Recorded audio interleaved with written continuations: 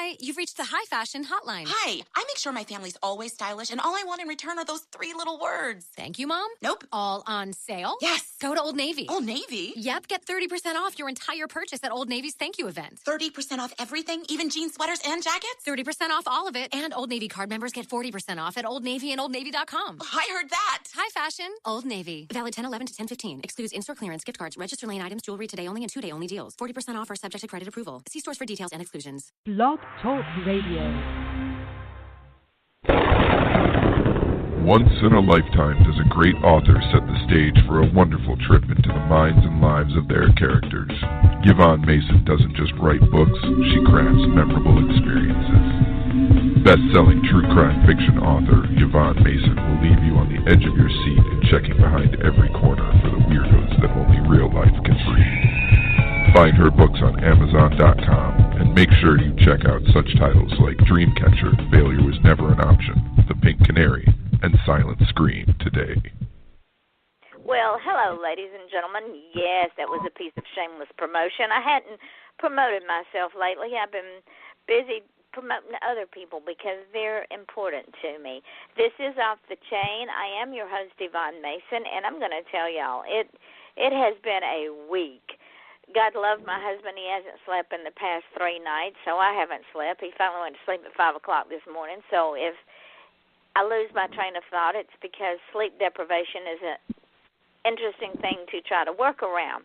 But other than that, life is wonderful. Life is good. And this morning when I ran the numbers, ladies and gentlemen, we are so close to 60,000 listeners on this show. It's frightening. Literally, it is frightening.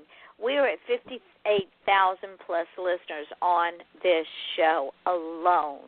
This show's not even 2 years old yet. It's barely a year old. And because of all of y'all, all of my guests, like my guest tonight, author Ellie Perez, this show is successful because it's not about me. It's never been about me. It's been about the people I bring on my show, and our show, not my show, our show, and they keep coming back. I don't know if I scare them into coming back or they're afraid not to come back, but they come back, and I am so grateful for it because it keeps them in your vision, and you get to see more of who they are and what they do, and I am so, so grateful for all of y'all and all of my guests. We're heard in over 70-plus countries. And when you add all the podcasts this show is heard on, we're almost to 80,000 listeners. And I mean, when you see 100,000 listeners over the horizon on a show that's not even 2 years old yet, that's kind of scary. But it's a good kind of scary because the people that all said, no, you can't do this or you can't do that, well, I just want to thank them. Because we're doing it, ladies and gentlemen. In Australia, God love you. Y'all are my biggest supporters and listeners. And I have to give a shout-out to the Teskey brothers. They are from down under, and they sing blues like Eric Clapton and Johnny Lang and B.B. King and Otis Redding, Robert Johnson, all rolled into one, and they've just won a major award in Australia, and I am so, so happy for them. So way to go, guys. Yeah, I'll play some more of your music because I want people to hear you. Now that we've got the housekeeping out of the way, and if my voice fades in and out, I'm working on bronchitis or pneumonia, I'm not sure which. So if my voice fades in and out, just bear with me. Tonight I have a very, very, very wonderful guest, author Ellie Perez. I met her last year at an event I did in Cocoa, and there is just something about this woman's aura that just draws you into her.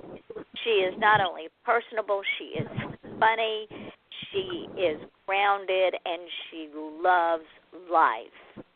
She is known on Facebook. She goes by Laura Perez, but she writes under Ellie. No, y'all can't go. You just got to wait.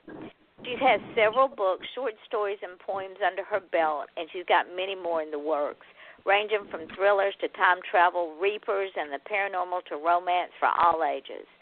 She writes the stories that need to be written. Her motto from the beginning, strong women, strong stories. Ellie has become a regular presenter at the Orange County Library on writing topics, and she loves to promote local resources. Her writing role model, her mother, Laura Luzmila, and I hope I did not destroy that name, who Laura grew up watching as she worked full-time, raised 3 girls, and wrote into the night. Laura lives in Orlando with her partner in life of over 27 years and works full-time as a, ladies, are you ready for this? As a martial arts instructor and program director, as well as running her newly formed LLC, Palmas Publishing. As an indie writer, her philosophy is to be able to pay it forward, and she hopes to assist other writers in achieving their publishing goals. Laura just has to avoid the squirrels that cross her path. And, Laura, I know all about those squirrels. Welcome to the show, my friend. Well, thank you for having me. I understand about the squirrels. Oh, there goes one now. And I actually wrote a short story about squirrels, a demonic squirrel, actually. Oh, a demonic squirrel. Oh, we have to talk about that one for sure. Yes, ma'am. Now, I know that your mother is your hero, and she apparently was a very strong woman as well. She certainly is. Tell me about Laura. Tell me how you got on this journey. I mean, not only are you a writer, you have a publishing company, you're a martial arts instructor and program director, and ladies and gentlemen, you got to understand that the world of martial arts has just now, I would say, and correct me if I'm wrong, Laura, but just in the last 5, 10, 15 years, I don't want to say allowed, but offered the opportunity for women to become martial artists. And Laura and I will talk about that because we both agree women should know martial arts in some form. So tell me about your journey because this is so interesting. Yes, ma'am. Well, I used to watch my mom, and she was always writing stories, always writing poetry. And, she'd be up till 3 o'clock in the morning, and I was a daydreamer. So it was hard to keep me focused. It was hard to keep me on task. I was a little brainy in school, so I got picked on, but I used to just make up stories. And I would jot some down, but I didn't really apply myself until I had a significant change in life. I'm a survivor of domestic violence, so things happened that were contrary to my personality, contrary to who I am and who I believed myself to be, and I started writing a story. And honestly, the bad guy in that story is based on my ex. And I started writing it, and I kind of got lost along the way, and I let life interfere, and I put it aside. I picked it up 13 years later after a change in jobs, and my lovely wife, Maria, who encouraged me to keep writing and to finish it, and I did. I finished it. And that story was my first story, Beauty of Fear. And I haven't stopped since. I understand where you're coming from as being a survivor of domestic violence, because you and I have talked. I lived in it for 18 years. Yes, and ma'am. We do not use the word victims, because when we use the word victims, they still have control. Exactly. So as survivors, we win because we're still here, we're still strong, and we still live our dream. Would that be a fair statement? Most definitely. And I would even go as far as to say more than a survivor, we're thrivers. Exactly. You are exactly right. We don't let that hold us back. And it doesn't define who we are either. Sure, it was a defining moment in our lives, but it doesn't define who we are unless we allow it to. Not at all. Not at all. And the thing, hold on one second. La perra. The thing that, for me, it defined me in a certain way because it made me stronger. Yes, it made me a lot stronger. it made me more of the person I wanted to be. And I have a thing I say at the end of the show, but it is appropriate for right now because of what you just said. The difference between who you are and who you want to be is what you do. So exactly. You did not allow, nor did I allow, those moments to make us who we are. It helped us to be who we wanted to be. Exactly. And I was lucky enough to have the support of a wonderful woman who I fell in love with a long time ago and who I continue to love to this day. And if not for her, I don't think that I would have completed what I've completed so far and that I would have gone as far as I have.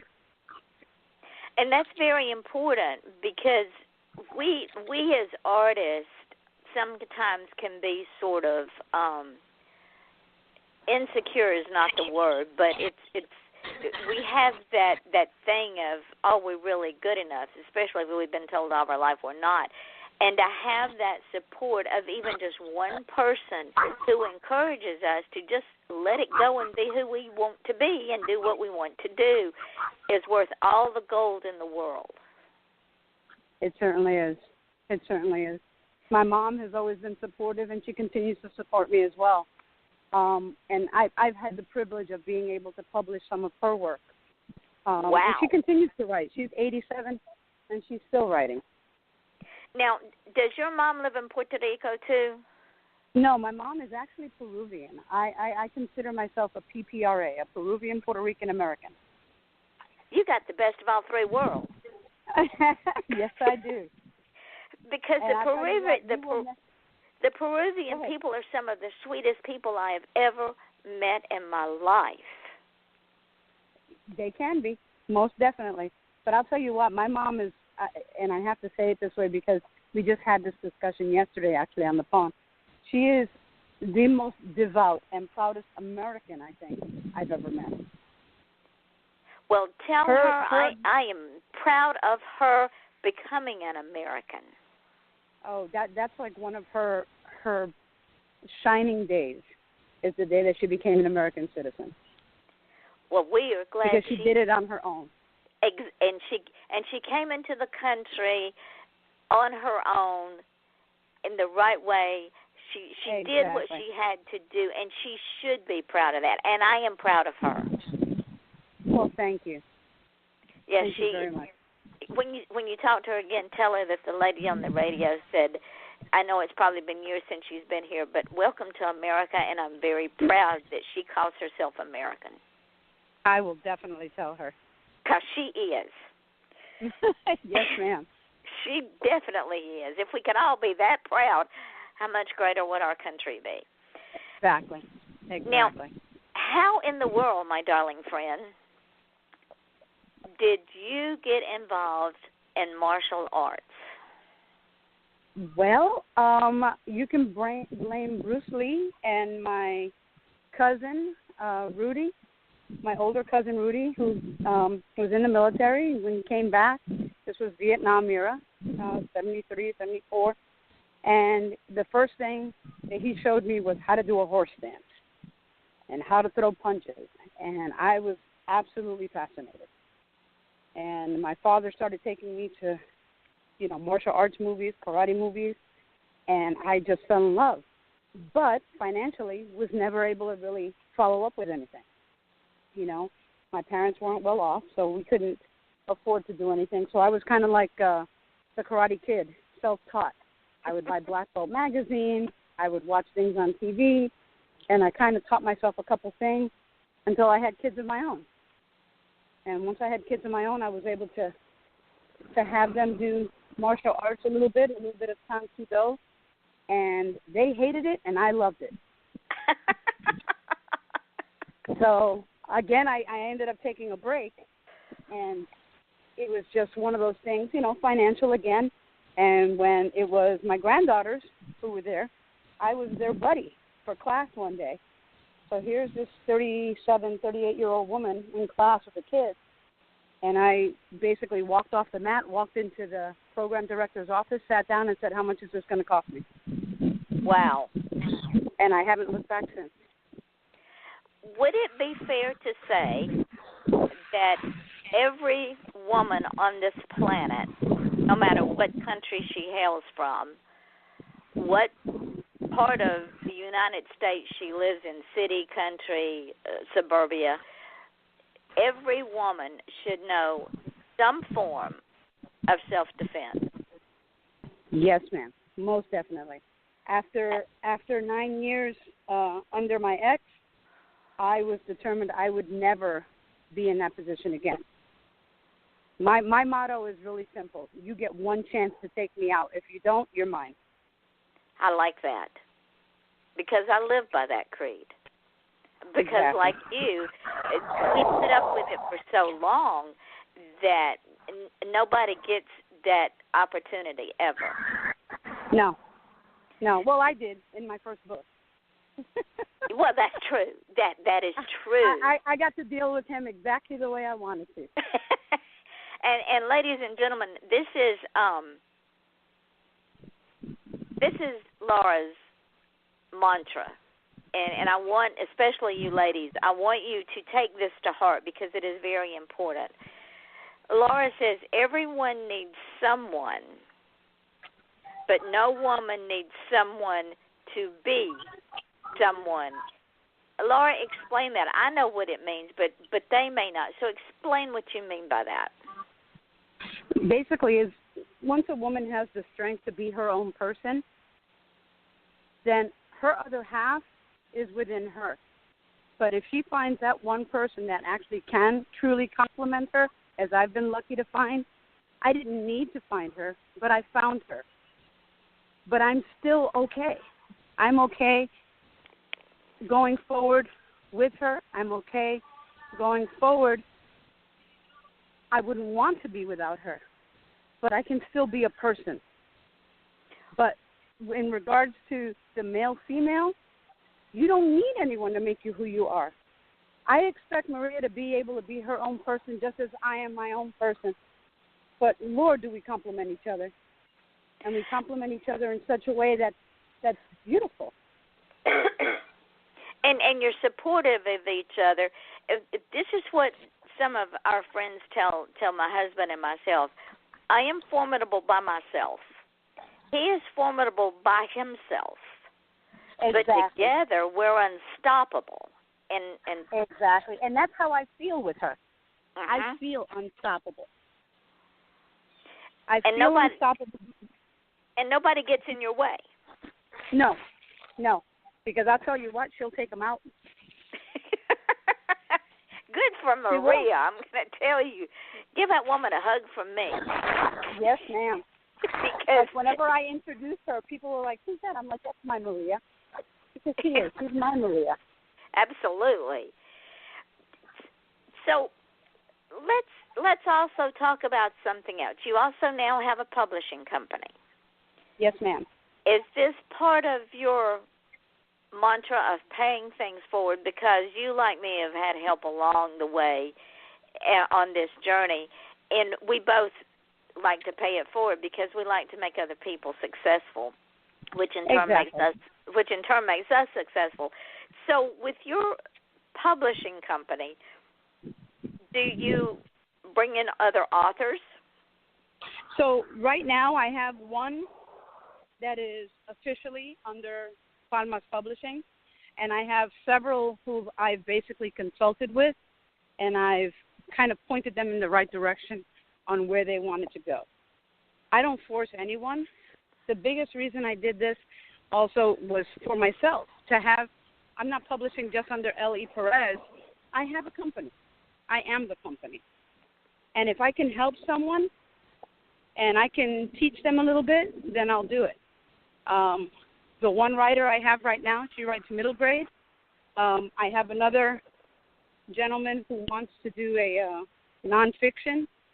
And I actually have a meeting tomorrow just to kind of point a young man in the right direction at 3 o'clock. And it's one of my students. Wow. His parents, he wrote a story.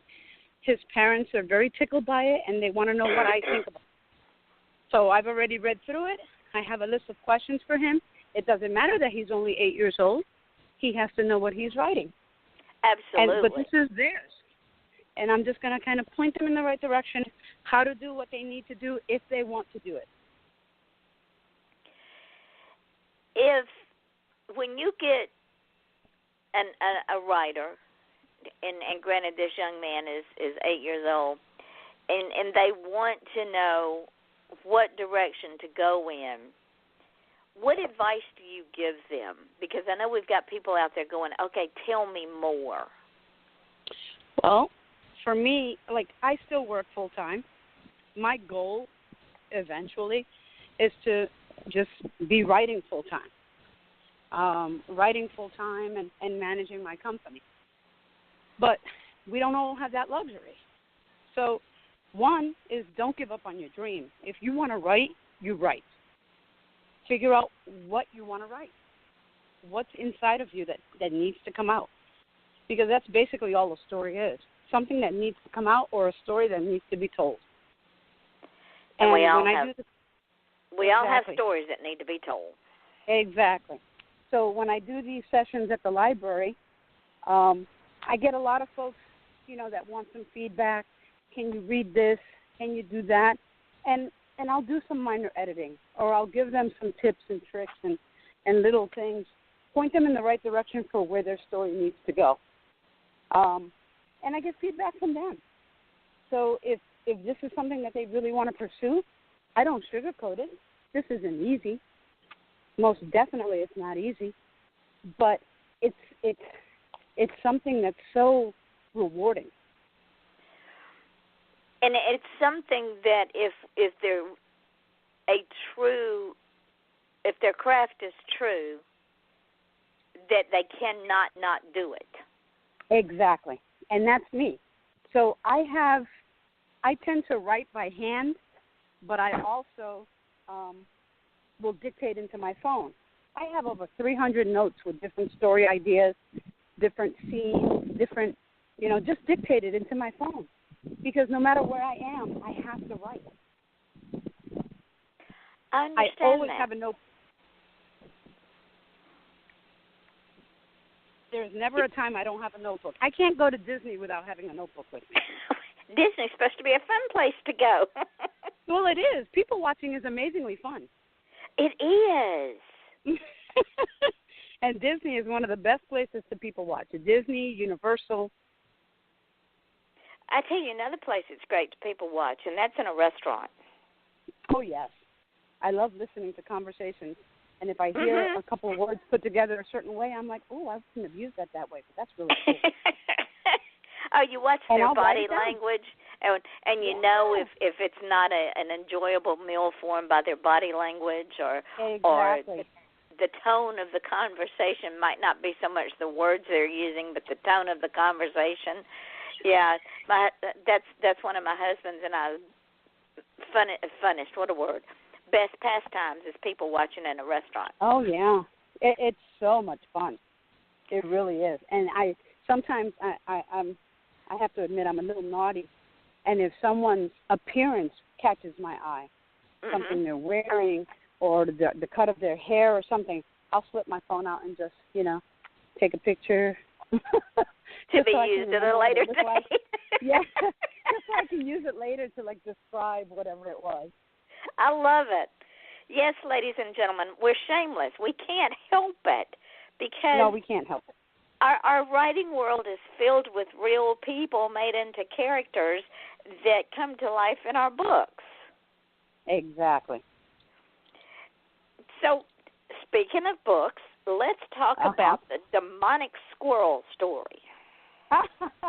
So a friend of mine, Valerie Willis, who's also an author, had an idea for a demonic anthology, demonic wildlife. And so when I heard this, the first thing that popped in my head was squirrel, because I love squirrels. And squirrels apparently love me because they dictate everything I do. And so I wrote a story about Sarah Squirrel. Just someone who used to be a man got turned into a squirrel, couldn't figure out why, wanted vengeance, and found out that the whole reason he was a squirrel was because his name in Spanish was to be a squirrel. Oh, my word. I love it. So it had a punchline. That is too funny. So is this anthology still in print? Yes. Actually, it just came out on October 1st alongside another anthology that I do, the Thrill of the Hunt anthology. So we're in our third. Tell me about that one. Tell me about, because I've got that on the slideshow, and that title just kept intriguing me. So I'm glad you brought it up because I wanted to talk about it. So Thrill of the Hunt was actually born. The idea was actually born after the 2014 Indie Book Fest. I attended as just another attendee, a reader. And I had the idea for that, and I signed up to be an author for the following year. And I put out some feelers, and I asked, would anybody be interested in participating in a suspense/thriller anthology? It's called Thrill of the Hunt. And they were like, a couple people expressed interest, and they said, what's the story about? I said, you make up the story. It's up to you. But it has to have these components in it. And so that was the first one. And we had that one ready for the end of the year. Well, then for the following year, I wanted to have it for the following Indie Book Fest. And so I imposed stricter guidelines. We got more authors on board. So we went from 7 authors to 10 authors on that one. And we did well with that. All proceeds from the ebook go to St. Jude's Children's Hospital, and we had an idea for the third one. So my idea for the third one, though, was a little bit of a twist. And for that one, I wanted everyone to write a story based on a particular town that I had created called Whitebridge. And that was hard for folks. That one was way out of the box for folks. Some actually complained because they're like, this is not their thing. I told them, give it a try. I gave them more parameters, more characters to play with, and they ran with it. That one has 13, and that one just came out October 1st. Well, what you did is you took them out of their comfort zone, which was actually good for them. Exactly. And these stories are amazing because I also read through them, and this one in particular I had to put in order, in some kind of sequential order because of where it takes place and making sure of when everything takes place. I had to read through them. So I read through them. Big mistake, though, was watching World War Z, the zombie movie, at the same time. So that night, all I dreamt was Whitebridge and zombies. Oh, my word. Because it was already creepy enough, and it just creeped me out even more. So if you like creepy, you want to get that one. That is too funny. Yeah. So what you did is you created more or less, even though they're short stories, it's like a book with different chapters with different authors in a town with all these parameters, and so they brought their own little nuances to the story.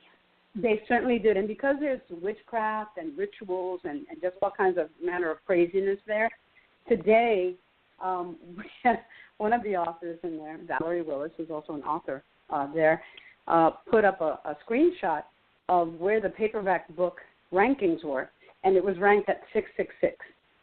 Oh, my word. Yeah, so that was funny. I kept that. How interesting is that? Yes, ladies and gentlemen, that's the mark of the beast, but it'll be all right. Go and get the book. No, you can't go now. You got to wait. No, you got to wait. And got to wait till after the show because we have more things to talk about, and one of those things is the Fear series. Yes, ma'am. Now, on your webpage, the book cover shows Beauty of Fear. Mhm. Yes, ma'am. And the thing I'm reading, ladies and gentlemen, it says the first one died to pique her interest. The second one to touch her soul. The third one died to steal her peace. The fourth makes fear his goal. Yes, ma'am. Where in the world did you get that? Where did that line come from? It is perfect. So that is actually the book that I wrote after. That's loosely based, where the bad guy is loosely based on my ex. And that's the book I was stuck on for 13 years. Couldn't get past the second, third chapter. And I couldn't figure out why. And I realized that part of it was I didn't like the main character because the main character was me. And I realized, okay, I don't like me. I don't get that.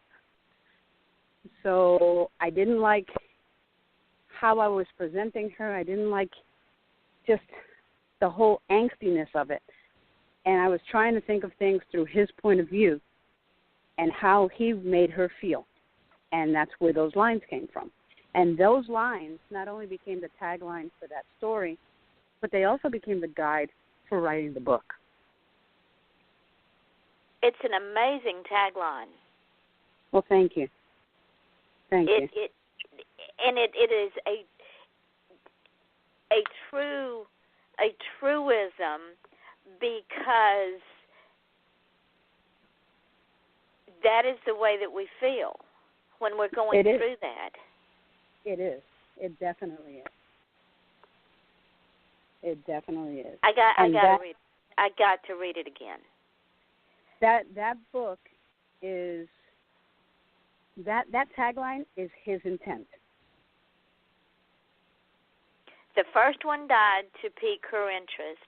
The second to touch her soul. The third one died to steal her peace. The four makes fear his goal. Yep. I love it. That's all he ever wanted from her, was to feel fear. And then you write, violence leaves a stain on your soul, and the fear that accompanies that violence can never be removed. It can be hidden, shadowed, and put away, but throw in just the right set of circumstances, and it will blossom again. And Laura, that is the PTSD of domestic violence. It certainly is. It certainly is. And I've actually worked as a domestic violence advocate and a victim services advocate for the Arlington County court system. And, yeah, that's exactly it. I saw it day in and day out, and it was like seeing me reflected. Wow, I'm reading this book if I can get through it, because I still have triggers. Even after I've been divorced since 1991. And he the last day he was in my house, he almost killed me. Mhm. And you rationalize through it, and you try to come out on the other end of the tunnel, and you work through it, and you become stronger for it. But there's still triggers, and always will be. Yes, there are. Yes, there are. So, and that's one of the reasons why the martial arts are so important to me. And I actually became a defensive tactics instructor before I started really in earnest doing the martial arts as a probation officer. So I became a defensive tactics instructor for the state of Virginia probation. Wow. Now, you call this the Fear series. Is there more than one book in this series? Yes, ma'am. Silence of Fear, God willing, will be out by Christmas. I had to change a couple things in there because part of that story is driven by the main character's kids, and something that they get into that reminds Lee of her own background. Oh, I can't wait. Yes, no, y'all can't go now. You've got to wait until after we're done. You're going to miss some good stuff. So let me ask you this. When you finished that book, was it like a catharsis? Oh, my gosh, yes. Putting it in a box and closing the box and putting a padlock on it and throwing it in the fire? Yes, especially the way it ends, yes. Because it ends with hope. It ends with a hope that she wasn't, of something that she wasn't wanting or expecting. Because, and for those of you who have never been in a domestic violence situation, after a time, there is no hope. Because you become the person they want you to be in order to survive, and still that doesn't work. Would that be a true statement? Yes, ma'am. Most definitely. But I'm a lucky one, though. So am I. Maria. Yeah, I'm very lucky because I got out. Exactly. Of course, it cost me some health issues, but I got out. But at least I'm not dead. There you go. I feel the same. I can live with the health issues. Now let's talk about all these beautiful, beautiful books. Devil's Prey and Devil's Cut. What is that? So I tend to write, I'll get flashes of inspiration from the most nonsensical things. And I am a sword aficionado. I love swords of all kinds. And I have an old Civil War sword, rusted, that I found at a flea market a long time ago. And I had it on top of my armoire, which I decided to move. I never moved the sword. And the sword actually fell and sliced down my back and cut open my shoulder. Ooh. Instead of getting all upset, a story immediately formed in my head. Wouldn't it be cool if, when the sword cut, I could feel and understand the history of that sword? Ooh. If I could feel everything that it had ever done. And that's where the Blade Master Chronicles were born. I mean, I had no intention of going that way, but it went that way. And so I looked it up, and there is such a thing called psychometry, where you can sense and feel, the history and or the feelings that are attached to inanimate objects, and I ran with it. Oh, yeah, I can see that I'm going to be reading a lot of your books. Now, ladies and gentlemen, y'all can't come over here where I am now. Y'all got to stay and listen to this. Go ahead. I'm sorry. But Devil's Cut was exactly that. That was the first one. And then I thought I was done with it. I kind of left it so I could have, but folks asked about a continuance, and I realized I had to finish the story, and so that's where Devil's Prey came in. And again, strong women are your main characters. Yes, ma'am. Yes, ma'am. What about when they call? When They Call was my short story contribution to The Hunt 2, the one that you have on the flyer, on the post. And that one, it was one of those. I've never written a ghost story.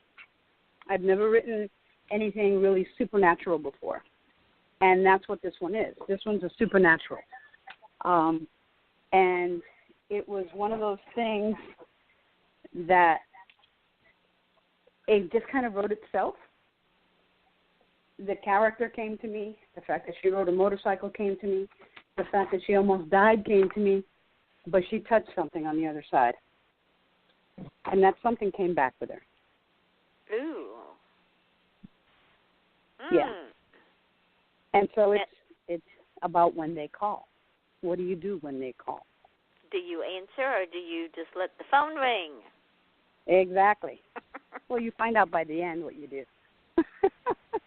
And so it actually takes place, she's in Northern Virginia, which is where I moved from, actually. And she comes down to Florida, to Casadaga, the spiritualist capital of the world, to look for help. That is one place that I've never been that's on my bucket list. And me too, because now I have to go since I wrote about it. Yes. So I did a little bit of research, and I wrote about it, and I wrote that in, and it ends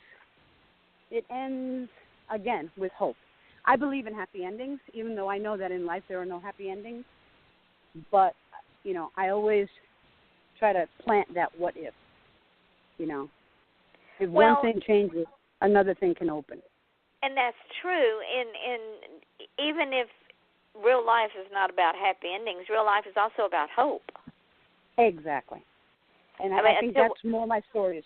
My stories are very hopeful. Until we're dead, there's always hope. Exactly. Tell me about Lily's Grace. Oh, Lily's Grace. That one is actually near and dear to my Maria's heart, and to mine. It was I was invited to participate in a series of paranormal stories called the Hotel Paranormal. It's a place that, you know, paranormal creatures frequent, and the authors that were invited to participate had to choose a paranormal creature that no one else had chosen. Well, my first choice was a phoenix. Someone had already taken that. And so I immediately said Reaper, and I put Reaper in, and I'm like, what the heck am I going to do with that? I don't know what to do with that. So I just started fleshing out who my Reaper was. She already had a name, and it was a she, even though she's kind of androgynous, but it was a she. Her name is Alexandra Dante, or Alex. And she's a Reaper. And if you want to think of what she looks like, it's, I don't know if you know who Ruby Rose is. She's a model. She has a certain look about her. Picture that with hair, wild hair, like Jane from like Rizzolian Isles. You know, who is it? Angie Harmon. Uh-huh. And a long leather jacket with the black jeans, black shirt. That's Alexandra Dante. Okay. And that's how she appears. And so this is a Reaper who does her job until one day, instead of taking a life, she gives a life and is forever tied to that life. Oh, I can see. And she falls in love. I got to do some Kindle downloads. And she falls in love. And the person that she falls in love with has her own issues. You know, she has a lot of issues. She survived something that she shouldn't have survived. Her parents died. She loves her life and hates her life because of where she's at. And she discovers that there has been paranormal intervention in her life, and she is not happy with it. Oh. So, you write some interesting books. Oh, well, thank you. I try. I kind of run the gamut all over the place. People ask me, what do you write? I go, everything. Whatever. Kind of everything. I'm, you know, I try not to limit myself because I never know what's going to pop in my head. So. Well, for instance, what's Dear Laura about? Because the cover of Dear Laura is different from any of the other covers of your book, and all your covers are amazing, but it has its own uniqueness. So, Dear Lorna, I describe as a love story. That's what it is. It's a love story. It's, you know, a cop, a doctor.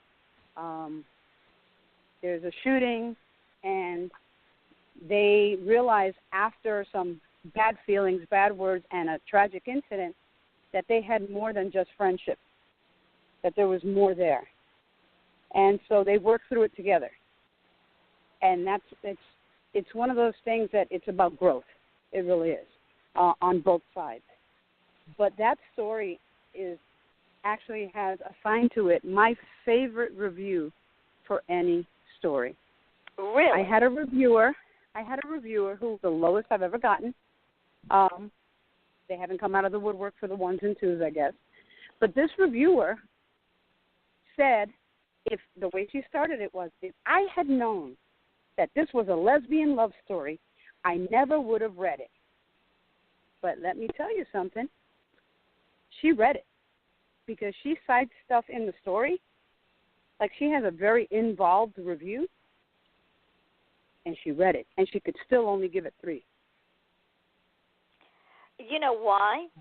And I preach this all the time, because she read it with a closed mind. Mhm. She did, but she couldn't find fault with it except for that initial statement, because it was still a love story. And what people have to do is, when they read something, open their mind to all the possibilities, probabilities, and everything that goes into that story.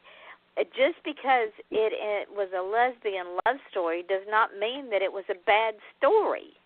Exactly. And it ended up, one of my fave readers, and she left a beautiful review as well, but, she admits freely she only bought that book because I was a new author and I was a table mate to an author that she follows. This is an older lady, and she bought the book. And unfortunately, God love her husband passed away last year.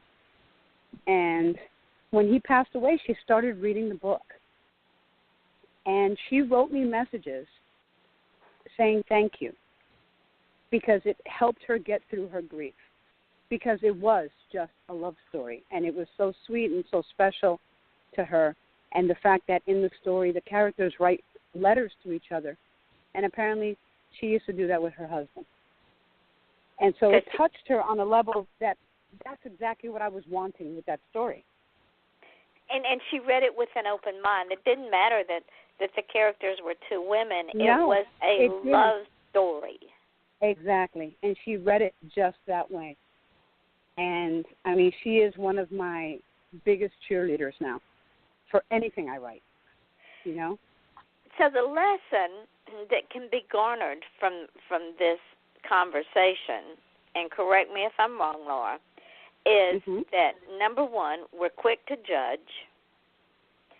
We are quick to close our minds to something simply because it makes us uncomfortable for whatever reason. Maybe it's too violent, maybe it's gay, lesbian, who knows, but we close our minds to it. And in doing that, we cheat ourselves of learning new things. Yes, ma'am. We certainly do. As a society, we do that. Yes, we do. So why wouldn't it be true of books? So ladies and gentlemen, understand, when you read Laura's work, read it with an open mind, because Laura is a very prolific writer. She is a wonderful, wonderful human being, and she's a wonderful, wonderful author. And her stories not only keep you entertained, they keep you engaged. If I can read the tagline and I'm already ready to delve into this book, Fear of Beauty, and I can't wait to get my hands on it, that says something for your craft. And for someone to say, if I'd known it was a lesbian book, I wouldn't have read it. The woman cheated herself because she read it, but she read it with a semi-closed mind. She could have learned so much more. Yeah, she could have. She cheated herself. Well, we have to educate these, as they say in the South sometimes, we have to educate these people. I believe wholeheartedly in education. Because, my word, some of the best books that I have read have been different from the normal genre that I read. Exactly. And I learned so much. Well, me too. I love reading a wide variety of things. There's nothing I will not give a try. At least once. Exactly. You have to, or else you're not living. And you're not growing. You're not expanding your knowledge and your intelligence and your intellect. And see, people get those two confused. They think just because you have intelligence, you have intellect. No. Or if you have intellect, you have intelligence. No, they're two separate things. You can have one, you may have one and not the other. But if you have both, you've got a gift that is beyond anything else. That's very true. Oh, my That is stars. very true. Yes, we're definitely going to have to educate these people out here. Yes, ma'am. It would be my pleasure. All right, ladies and gentlemen, remember at the beginning I said she writes strong stories with strong women. Now, I'm probably going to tick off some women here, but as a general rule,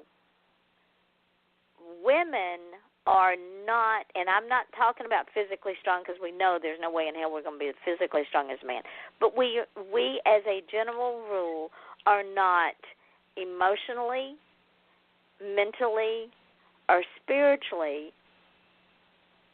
as strong as the opposite sex because we've been taught that we are the weaker sex.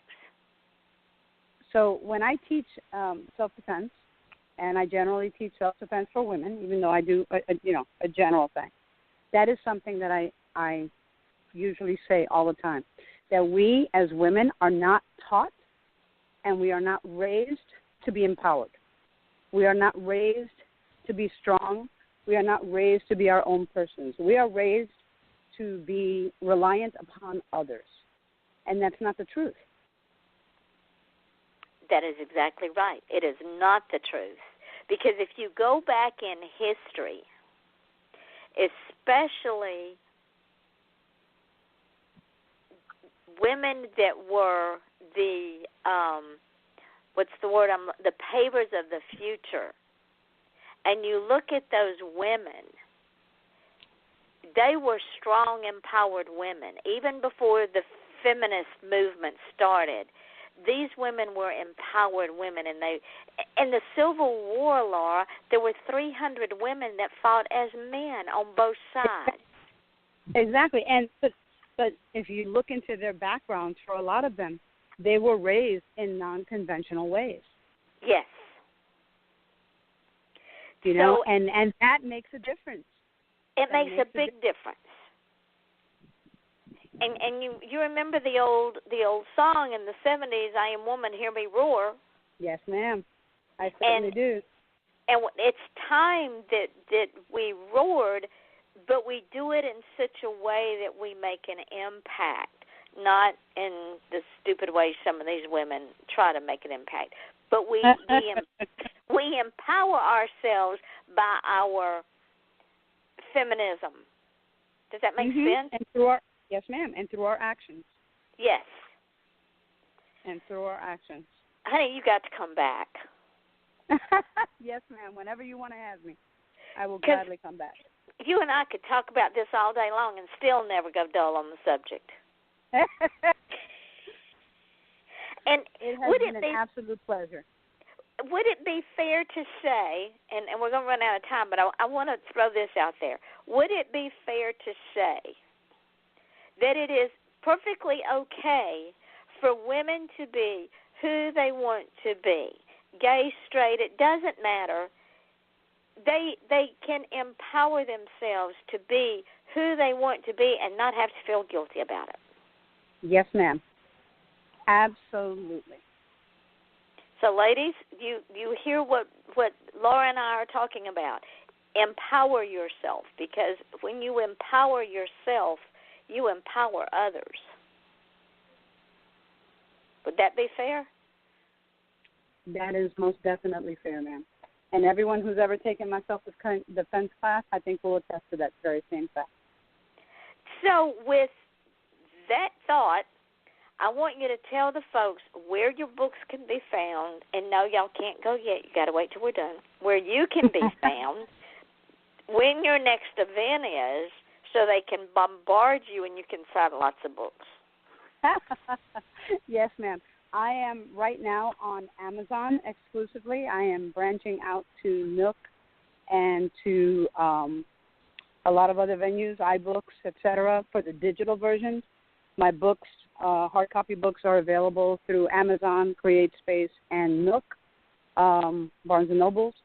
And I will be at, actually, the Florida Writers Association conference next weekend. I will be there doing a session on fight scenes and on creating your world. And then hopefully in February I will be at the Coastal Magic Convention And then thereafter with you, hopefully, at the Space Coast Book Lovers. Oh, of course. At the end of May. I need hugs from you. You give great hugs. Thank you. And you can also be found on Facebook, ladies and gentlemen. Look her up, Laura E. Perez, Perez, on Facebook. Friend her because she's got that new book coming out, and you want to be the first to get it. Yes, ma'am. I have my Facebook, my Instagram. My Twitter handle is HonorCPT. That's HONORCPT, and that is a long story, but basically one of my favorite characters in books is Honor Harrington. And so I took that right from there. Honor CPT, Honor Captain. Listen at you. That's been me for over 20 years. You're in a magnificent, and it's such an honor and a privilege that you joined me tonight. This hour's flown by. No, thank you. I really appreciate it, and I feel privileged to have been able to share this hour with you. We've had a ball, ladies, and no, she will come back. I promise you. We'll get her back after the first of the year because she'll have some new stories out, and we'll talk about them. Yes, ma'am. I certainly will. Tomorrow night, join us when Sabine Presley joins us at 8 o'clock Eastern Daylight Time, and then Saturday night, write this down, ladies and gentlemen, we will be on at 9 o'clock Eastern Daylight Time with author Joan Hazel. I have to take my son out for his 58th birthday dinner, and it's like a 2-hour dinner at Benihana's. So I've pushed the show back 1 hour, but join us at 9 o'clock. And y'all all know that I have these things that I say at the end of the show because they're important. And I figure if I say them enough, you'll take them to heart.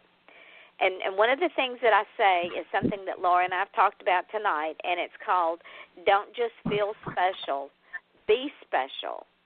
Because when you be special, you empower yourself. And if you want to achieve greatness, would you please stop asking permission because nobody's going to give it to you. Just go out and you're right. You have to just go out and take it.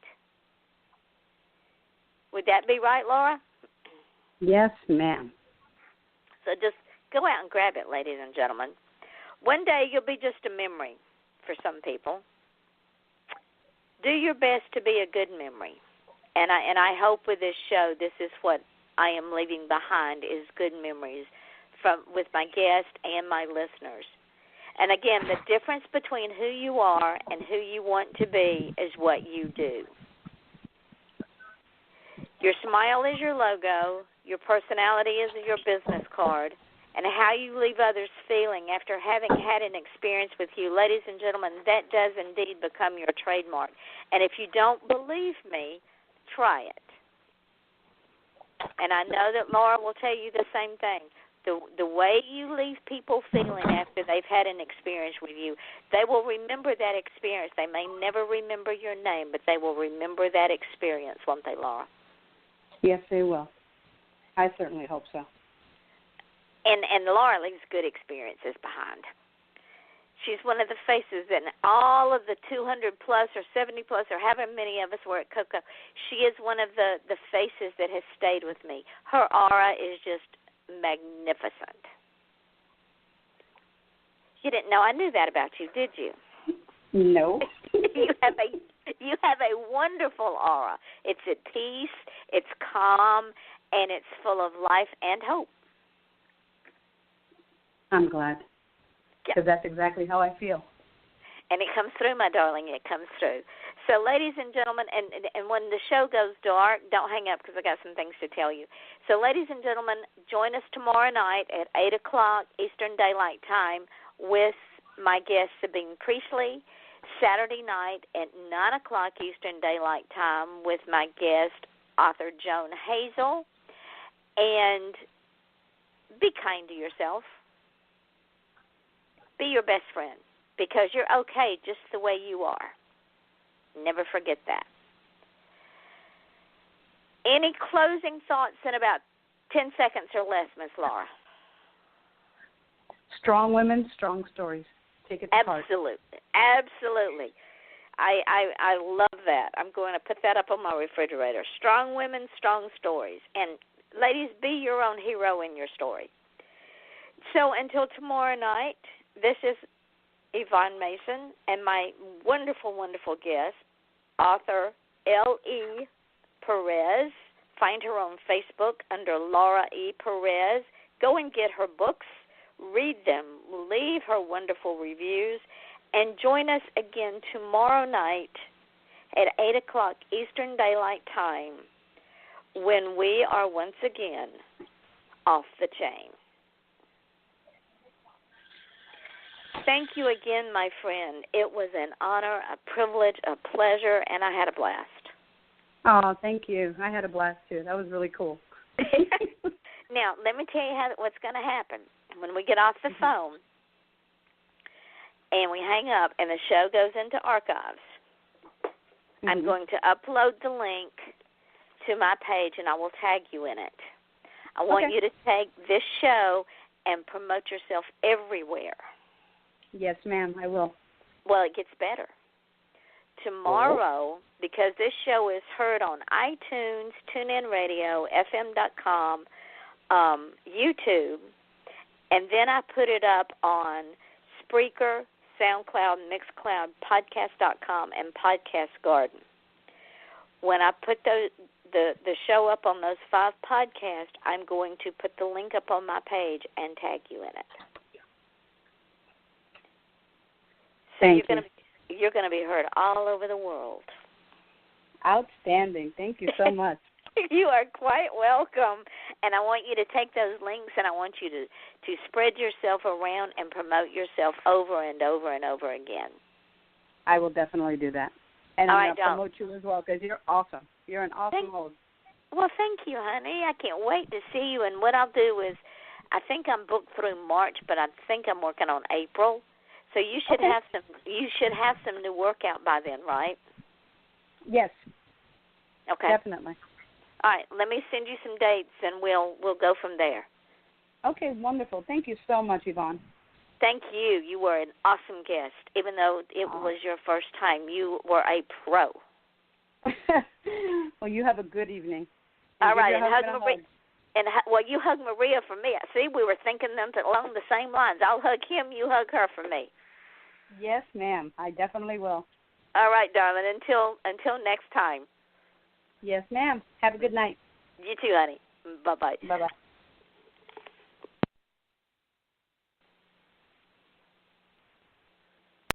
Hi, you've reached the High Fashion Hotline. Hi, I make sure my family's always stylish, and all I want in return are those 3 little words. Thank you, Mom. Nope. All on sale? Yes. Go to Old Navy. Old Navy? Yep, get 30% off your entire purchase at Old Navy's Thank You event. 30% off everything, even jeans, sweaters, and jackets? 30% off all of it, and Old Navy card members get 40% off at Old Navy and OldNavy.com. I heard that. High Fashion, Old Navy. Valid 10/11 to 10/15. Excludes in-store clearance, gift cards, register lane items, jewelry today only, and 2-day only deals. 40% off or subject to credit approval. See stores for details and exclusions.